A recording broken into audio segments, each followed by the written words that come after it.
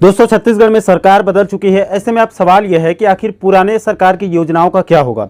इसी महत्वपूर्ण मुद्दे के बारे में हम इस वीडियो के अंदर बात करेंगे। नमस्कार दोस्तों, मैं हूं आपका दोस्त लोकेश साहू और आप देख रहे हैं लोकेश छत्तीसगढ़िया यूट्यूब चैनल। आप सभी साथियों का हमारे इस चैनल पर बहुत बहुत स्वागत है। दोस्तों, जैसे कि आप सभी साथियों को पता होगा, प्रदेश में सत्ता परिवर्तन हो चुका है और भूपेश सरकार की विदाई हो चुकी है और राज्य में बीजेपी की सरकार आ चुकी है। हालांकि अभी तक नई सरकार का गठन नहीं हुआ है, वो अभी बहुत जल्द हो जाएगा। ऐसे में दोस्तों, अब कमेंट के माध्यम से पूछा जा रहा है कि आखिर अब भूपेश सरकार के पुराने योजनाओं का क्या होगा, जिसका लाभ प्रदेश की जनता को मिल रहा था। क्या उसको बंद कर दिया जाएगा या फिर उनके नाम बदलकर उसी को कंटिन्यू कर दिया जाएगा। तो देखिए दोस्तों, कुछ प्रिंट मीडिया की रिपोर्ट की माने तो सरकार बदल जाने से सबसे बड़ा कंफ्यूजन तो किसान भाइयों को हो रहा है। एक तरफ जहां उनको राजीव गांधी किसान न्याय योजना के चौथे और अंतिम किस्त के बोनस राशि मिलेगी या फिर नहीं, इसको लेकर कंफ्यूजन है। तो देखिए दोस्तों, इसको कल रात को कुछ लोगों से मेरी बात हुई थी, तो उनका कहना है, और आज हरिभूमि में भी एक खबर प्रकाशित किया गया है, इसमें भी बताया गया है कि चूंकि भूपेश सरकार ने किसानों के लिए बजट में इसका प्रावधान पहले ही कर दिया था, इसीलिए किसानों को चौथे किस्त की राशि मिल सकती है। दोस्तों, इसको लेकर सहकारी बैंक के मैनेजर साहब से एक बार और पता लगा के इसको आगामी वीडियो में आप लोगों को विस्तार पूर्वक बताएंगे, क्योंकि इसको लेकर अधिकारी लोग भी अभी कंफ्यूजन में नजर आ रहे हैं। इसके अलावा दोस्तों, किसान भाइयों के लिए सबसे बड़ी परेशानी धान बिक्री को लेकर हो रही है।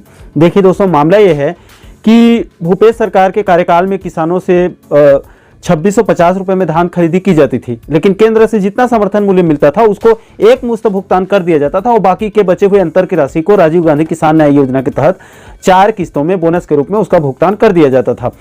लेकिन दोस्तों, अभी छत्तीसगढ़ में सरकार बदल चुकी है, लेकिन सरकार बदलने से पहले ही बहुत सारे किसानों ने अपना धान सहकारी समितियों में वो बेच चुके हैं, जिन्हें 2650 रुपए के हिसाब से 4700 करोड़ से ज्यादा का भुगतान भी हो चुका है। लेकिन चूंकि बीजेपी के घोषणा पत्र में प्रति एकड़ 21 क्विंटल धान खरीदने और 3100 रुपए प्रति क्विंटल जो है वो 3100 रुपए के दर से खरीदने का वादा किया गया है, और इसी के चलते बीजेपी की सरकार में वापसी हुई है सत्ता में। तो क्या अब जो किसान धान बेच चुके हैं उनको फिर से धान खरीदने दिया जाएगा, या फिर उन किसानों का जो है वो अब हो चुका है उनसे जो है वो और धान नहीं लिया जाएगा, या फिर जिनका भुगतान नहीं हुआ है उनको 2050 रुपए में उनका भुगतान किया जाएगा उस हिसाब से, या फिर 3100 रुपए में उनका भुगतान होगा। ये भी अपने आप में अभी बड़ा सवाल है। इसके अलावा दोस्तों, अगर हम भूपेश सरकार के बाकी के अन्य योजनाओं की बात करें, जैसे कि बिजली बिल हाफ योजना का क्या होगा, इसके अलावा गोधन न्याय योजना के तहत जो ग्रामीण स्तर पर गोबर की खरीदी होती थी, जिससे गरीबों को कहीं ना कहीं उसका लाभ होता था, उन योजनाओं का क्या होगा। इसके अलावा दोस्तों, सबसे ज़्यादा स्वामी आत्मानंद इंग्लिश और हिंदी मीडियम स्कूल को लेकर चिंता जाहिर किया जा रहा है और पूछा जा रहा है कि क्या स्वामी आत्मानंद इंग्लिश हिंदी मीडियम स्कूलों का उसका क्या होगा।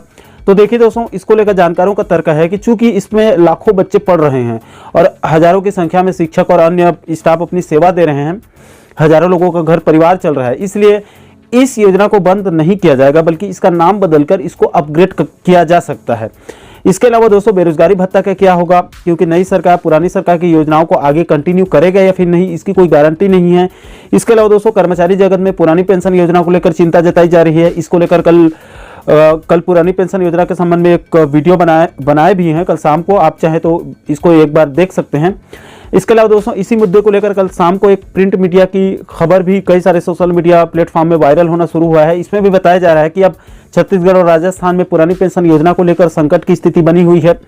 हालांकि दोस्तों, अब देखना पड़ेगा कि भूपेश सरकार के कौन कौन से योजनाओं को बीजेपी सरकार कंटिन्यू करेगी और किसको किसको बंद करेगी, ये तो सरकार गठन होने के बाद ही साफ होगा।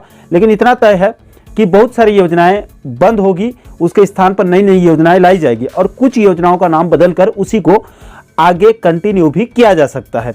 बाकी दोस्तों, आप लोगों को क्या लग रहा है, छत्तीसगढ़ में बीजेपी सरकार के द्वारा भूपेश सरकार के किन किन योजनाओं को बंद करना चाहिए और कौन कौन से योजनाओं को नाम बदलकर आगे उसको जारी रखना चाहिए। इस मुद्दे को लेकर आप लोगों की क्या राय है, आप नीचे कमेंट सेक्शन में अपनी प्रतिक्रिया, अपना फीडबैक आप जरूर दीजिएगा। और साथियों, आप आगे भी प्रदेश के इसी प्रकार का महत्वपूर्ण मुद्दों पर वीडियो देखना चाहते हैं तो आप हमारे चैनल को सब्सक्राइब जरूर कर लीजिएगा, ताकि आने वाले सभी नए वीडियो का नोटिफिकेशन आप लोगों तक तुरंत पहुंच सके। दोस्तों, अभी के लिए फिलहाल इस वीडियो में इतना ही। मुझे दीजिए इजाजत, मैं मिलता हूं आपसे एक और महत्वपूर्ण मुद्दे के साथ, महत्वपूर्ण टॉपिक के साथ। तब तक के लिए जय हिंद, जय छत्तीसगढ़।